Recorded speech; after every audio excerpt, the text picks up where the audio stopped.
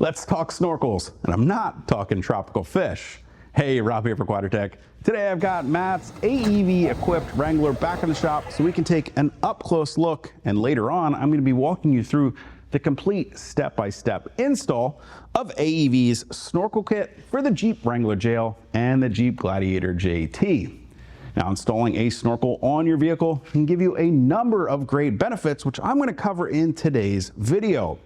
Matt's Wrangler happens to be equipped with that 3-liter EcoDiesel engine under the hood, which is why we find this snorkel installed right here on the driver's side of the vehicle, because of course it does need to match up to the location of the factory airbox found right there under the hood.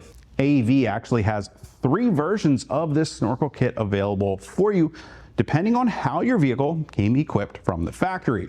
So the EcoDiesel version of the snorkel is designed to install here on the driver's side. If your vehicle came from the factory with a 3.6-liter Pentastar V6 gasoline engine, the 2-liter turbo found in either the standard gas powertrain or the 4xe hybrid powertrain, or the 2.2-liter CRD found in some international markets, well, that snorkel is designed to install over on the other side of the vehicle.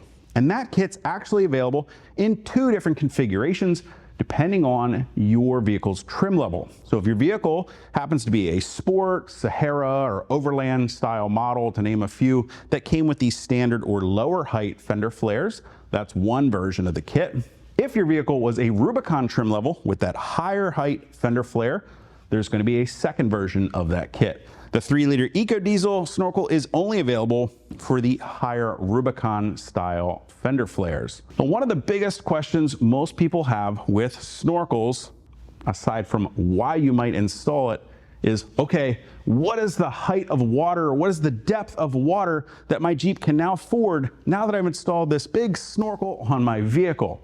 And well, let's say it doesn't really increase that much over the factory, because we have a lot of things we need to be concerned about when it comes to deep water crossings.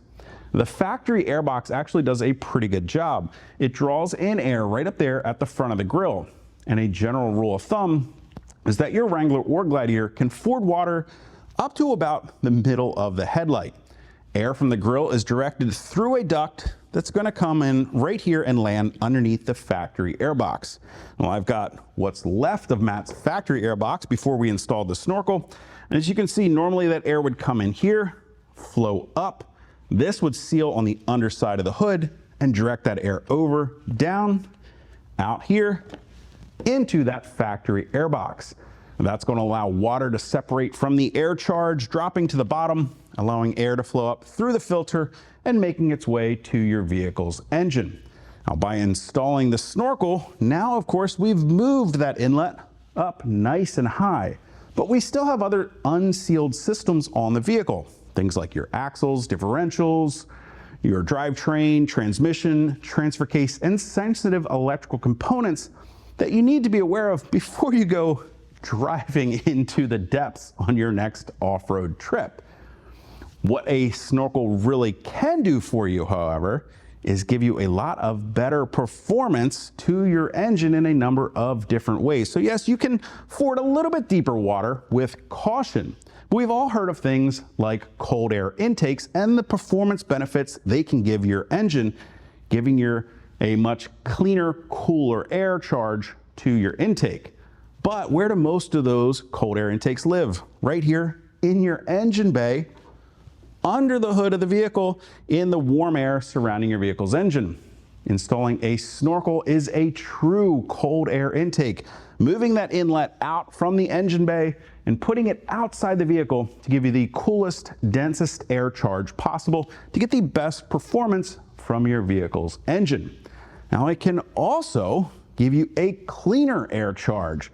That factory inlet, remember, is down low in the front of your grill. Imagine you're driving down the trail with some buddies on your next trail ride. They're kicking up dust, dirt, and debris in front of you.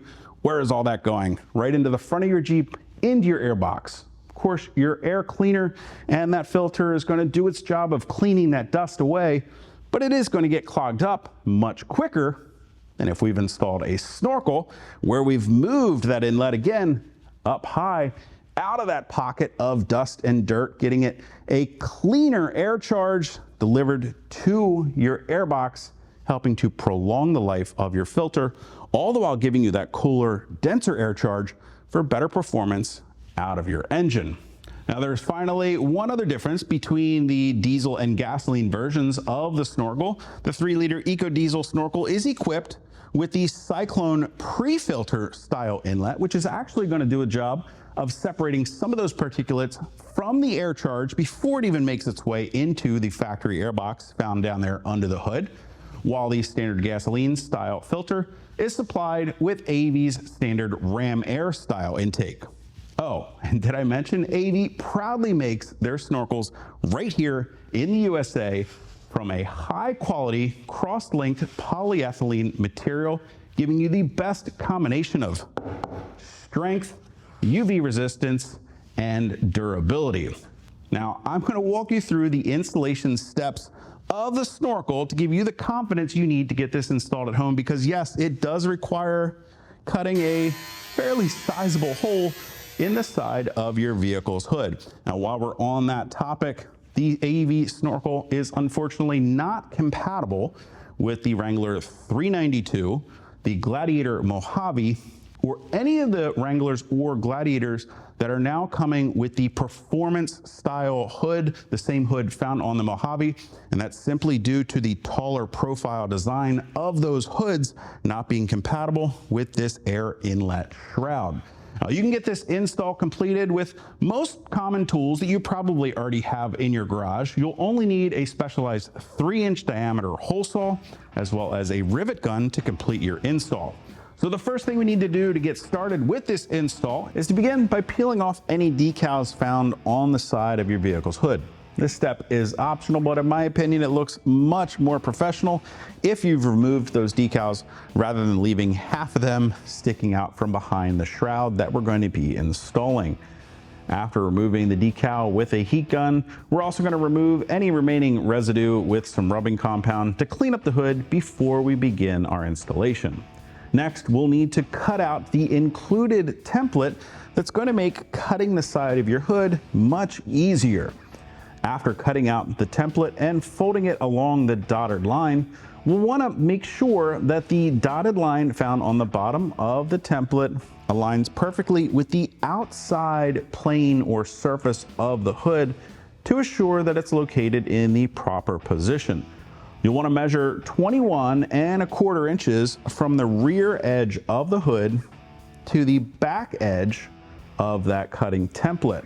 You can also double check the location by measuring 5¼ inches from the body line surrounding the hood latch pocket to the front or leading edge of that cutout template. Now that we're assured the template is in the proper location, we can carefully tape it into place and use a center punch to mark our drilling locations for our 3-inch hole saw. Before drilling into your vehicle's hood, you want to make sure that you protect your vehicle and the surrounding area from any of those metal shavings that we're going to generate by cutting into the hood. You don't want those falling down into the gap, especially here between your fender and fender flare. With everything properly marked, I'm going to go ahead and remove the template and begin to drill those 2 3-inch diameter holes. I'll use a small bit for a pilot hole to get us started. With those located, I'm now going to remove our cutting template out of the way to enlarge those holes with the 3-inch diameter hole saw. A tip here is to go ahead and spin that hole saw in the reverse direction to score the hood, and then spin it back forward. It's going to make your job of cutting through that outer layer of sheet metal just a little bit easier. Now, the instructions tell you to only drill through the outer layer of sheet metal first, and then come back and cut through the inner layer of sheet metal with a different tool. I'm going to go ahead and run my hole saw all the way through both layers. I find it to be a little bit easier to go ahead and make this cut from outside of the vehicle rather than from inside of the hood. It's also a good idea to go ahead and vacuum up any metal shavings as you're working to keep your work area clean and prevent getting those stuck in your hands or arms. Now, with the holes cut all the way through the hood, I'm going to go ahead and connect the holes using a tool of your choice. Of course, you can use anything here from an angle grinder, a cutoff wheel, a Dremel would work. I'm going to be using an air saw to complete the job pretty easily. We can now remove the tape to clean up all of our fresh made cuts with a sanding disc. At this point, we can test fit the snorkel shroud in place. Remember, it's always better to take off less at the beginning. We can always take off more material. Once it's gone, we can't put it back. So at this point, I need to remove a little more material from the inside layer of sheet metal from my hood. I'm gonna pull it back out of the way and continue cutting. A flap disc on a grinder does a great job at removing some material quickly that I can then come back and clean up with a sanding disc. Now we can hold the shroud in place using it as a template to drill holes for the rivets that will secure it in place. With all of our holes drilled and cuts made, it's a good idea to add some paint to the exposed metal areas to help protect them from corrosion. Even though the hood is constructed from aluminum, we still don't want it to prematurely corrode over time. We've got Mopar touch-up paint pads available in every vehicle color, so you can get an exact color match when you're touching up those exposed areas of metal. With the paint dry, we can go ahead and replace that shroud on the hood, securing it with the rivets included. The two longest rivets are going to be installed on the two bottom holes and go through both layers of sheet metal, while the top 5 holes are secured with the shorter length rivets and only go through the outer layer of sheet metal. Now you will need a rivet tool to complete this job, which you can pick up by clicking on the info button. I find it helpful to install all the rivets to ensure that everything fits correctly before starting the process. Install the rivet gun onto each one of the rivets, squeezing the handles to pinch that rivet down, securing the shroud in place, and snapping the post of the rivet off. At this point, we can lift the hood so we can begin removing the factory airbox. Using a 10mm socket, remove the one mounting bolt holding it in place. Next, we'll need to unplug the airflow sensor by first pulling back on the locking tab and then squeezing it to remove. Finally, we'll remove the C-clip holding the inlet tube to the top cap of the airbox. At this point, we can lift the entire airbox assembly up and out of the vehicle. Working on our bench here, we can now remove the 4 screws securing the airbox lid in place, either using a Phillips head screw or a 10mm socket. After removing the lid and the filter, we can set those aside. We'll need to use a T30 Torx bit to remove the single bolt securing the inlet tube and shroud to the lower portion of the factory airbox. This bolt can be discarded as it will not be reused. Before we can begin our assembly, we do need to cut off the existing tab that secured that inlet tube to the factory airbox, as it will not be reused and it will interfere with the new snorkel tube. I'm going to use my same aerosol that I used before to make quick work of removing the tab. Put the snorkel tube down on the workbench with the inlet tube facing up so that it's upside down. We can begin by installing the mounting bracket to the bottom side of the snorkel tube, aligning it so that the angled end of the bracket is closest to the inlet tube and the step down on the bracket faces the bench, as we are currently working upside down on the table. Secured in place utilizing the 2 provided button head bolts and washers. Remember, these are only being tightened into the cross-linked polyethylene material. We don't want to over tighten these, simply hand tighten them to a maximum of 100 inch-pounds. At this point, we can now install the snorkel tube to the factory airbox by simply doing the reversal of the removal of that factory inlet tube. Align the snorkel with the cutout in the airbox, pushing it until it clicks, locking it into place. Next, we can remove the 3 bolts found on the fender using a 10mm socket, 1 down here towards the front edge, 2 closer to the back edge where we're going to be installing the snorkel tube mounting bracket. With the bolts removed, we can install the airbox and snorkel tube assembly onto the vehicle, setting it down in place, locating the posts on the bottom of the airbox until it's fully seated. At this point, we can install the 2 factory bolts into the mounting bracket, securing the snorkel tube in place. With those bolts loosely installed, we can install the 1 remaining front mounting bracket by installing the included button head bolt and washer through the bracket into the snorkel tube and reinstalling the factory bolt into the fender, securing it in place. With all 3 secure, we can now go back and fully tighten those bolts. Before we can install the windshield mounting bracket in place, I'm first going to apply some masking tape to the windshield frame in the general location that I'll be installing the bracket. Then we need to secure that bracket to the snorkel tube using the two provided button head bolts and washers. Again, remember, these are only being tightened into the polyethylene. You want to make sure not to over tighten these bolts. With the bracket secured to the snorkel tube, push the tube in towards the windshield frame, being sure that that bracket is fully seated against the windshield frame. Mark the location of the two accessible holes utilizing a Sharpie or marker. At this point, we now need to remove the snorkel tube from the vehicle to continue with the installation of the bracket, removing those 3 bolts that we previously installed to hold it in place. We also need to go ahead and remove the 2 bolts securing the windshield mounting bracket to the back of the snorkel tube so we can mark the remaining 2 drilling locations. Holding the bracket on the windshield frame, I'm going to mark the remaining 2 locations again with a marker, and then utilizing a center punch, mark each one of the 4 drilling locations. Now again, starting with a smaller pilot bit, I'm going to drill through each of those 4 holes. Then we can step up to a 3/16 drill bit for the finer hole diameter.